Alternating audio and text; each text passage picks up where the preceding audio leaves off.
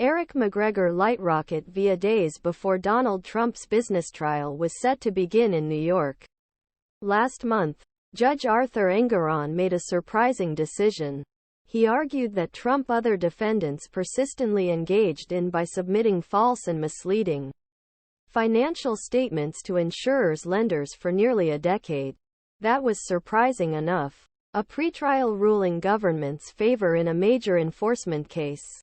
But then came the real kick: Trump's order to revoke business certificates state. On the face it, this decision meant the end of work in New York and perhaps his pretense being a successful businessman, which was central to political appeal. As NPR put it, terms representative of the mainstream news media. Donald J. Trump's sprawling business network in New York is grave danger and could quickly unravel after a state Supreme Court justice's ruling this week. Cable news anchors and legal commentators agree.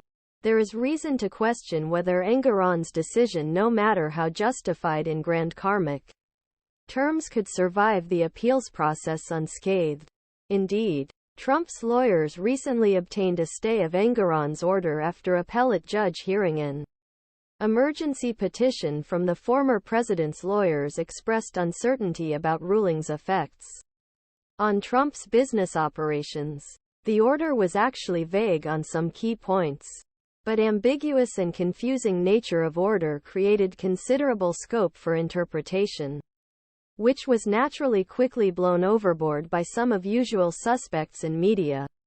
To understand what's going here, it's helpful to understand basic legal distinction between claims that Attorney General Letitia James has made against Trump, on one hand, and remedies that may be available for those claims. Other claims are alleged legal violations. Specifically, it relates to Trump other defendants' persistent and repeated business other violations of state laws. Potential remedies are a set of sanctions that the court has the authority to impose if James's office prevails on some or all of its claims. For example, we all know intuitively that even if Trump loses the case, he won't go to jail. That's because prison time is not an available remedy in the New York Attorney General's case or any other civil enforcement case. The most prominent form of relief in such cases is usually money. It is a type of financial penalty. But beyond that, there are often subtle questions about the precise scope of relief government plaintiffs could receive even if their claims were accepted in a civil setting. Broadly speaking, there are various forms of monetary relief, as well as other types of so-called injunctive relief.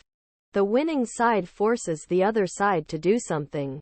Just because James' office prevailed on one of its legal claims does not mean they are entitled to any type of relief that Engoron may seek to impose.